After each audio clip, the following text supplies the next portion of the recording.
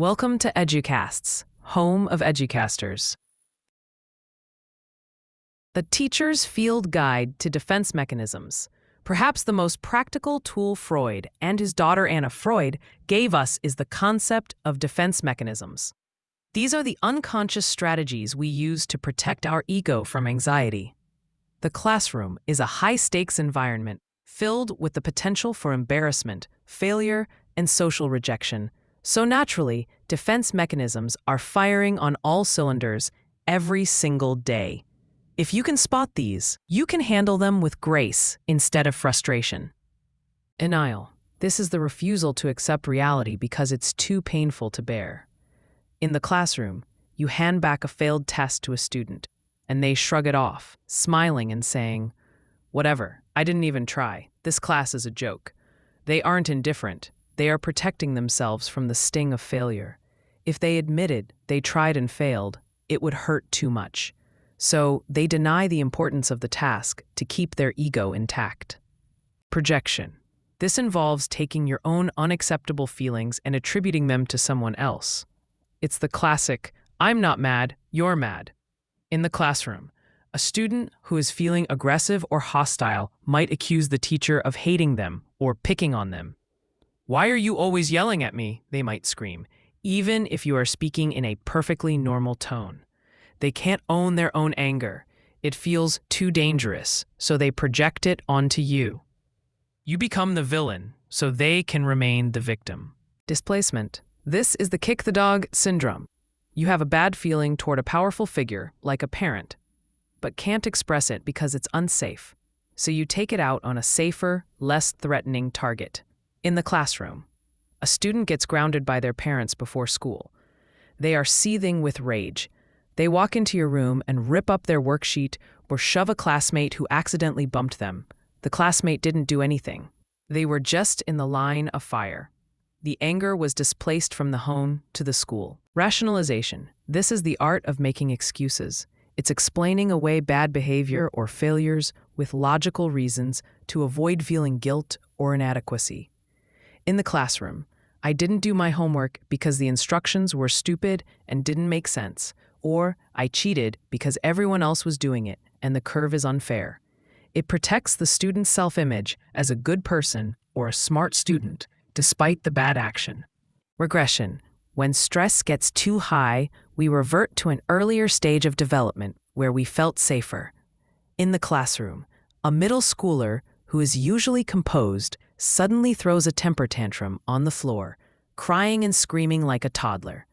Or a high school senior, overwhelmed by college applications, starts carrying a stuffed animal in their backpack or sucking their thumb. They're retreating to a time when they were cared for, trying to escape the pressures of the present.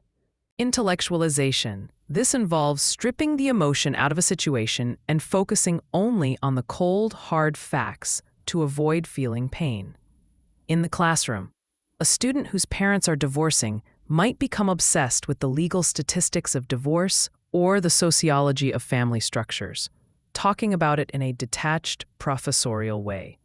They are using their intellect as a shield against their broken heart. Sublimation. This is the healthy defense mechanism. It involves channeling negative or unacceptable energy into something productive and socially acceptable.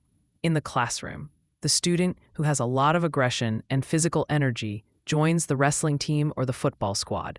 The student who is full of teen angst and sadness writes incredible, dark poetry or paints disturbing but beautiful art. As educators, our job is to help students find these outlets. We want to help them sublimate, not repress. We want to give them a canvas for their chaos. The dance of relationships, transference and countertransference. Now we get to the really sticky stuff. The relationship between a teacher and a student is never just professional. It is deeply psychological. Freud called this transference. Transference occurs when a student unconsciously redirects feelings for a primary caregiver, usually a parent, onto the teacher. The teacher becomes a stand-in for the mother or father figure. The positive side. If a student had a loving, supportive mother and you remind them of her, even slightly, they might instantly trust you, seek your approval, and want to please you. You haven't really earned this yet. It was transferred to you. This is the teacher's pet phenomenon in its psychological form. The negative side.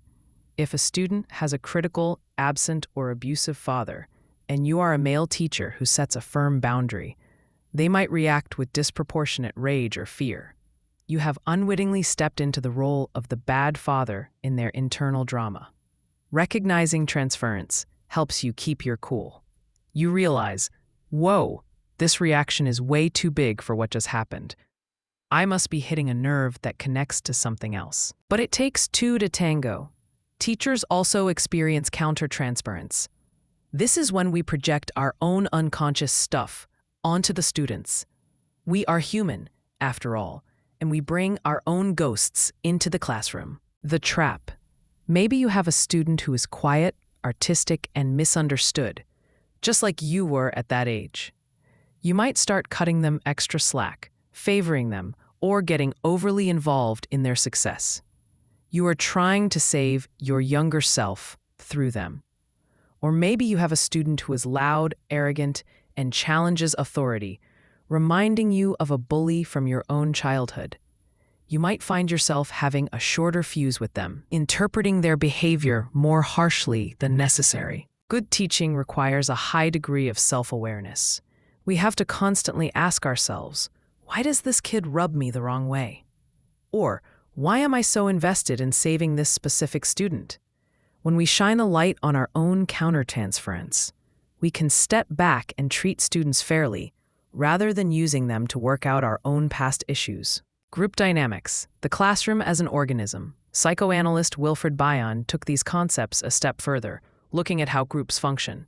He suggested that a group, like a class, has a mind of its own. When the anxiety level in a room rises, the group can slip into basic assumption modes to avoid the hard work of learning. For instance, the class might fall into dependency, where they act helpless and look to the teacher to do all the thinking for them, treating the teacher like an all-knowing wizard. Or they might slip into fight-flight, uniting against a common enemy, maybe a strict rule or even the teacher, or finding ways to flee the task through collective distraction. Have you ever had a class that just felt off collectively? That's the group unconscious at work. Bion reminds us that we have to manage the anxiety of the group as a whole, not just the individuals. We have to bring the group back to the work task, the actual learning, by acknowledging the anxiety in the room. Saying something like, I can feel that everyone is tense about the exam tomorrow, and maybe that's why we are having trouble focusing, can break the spell.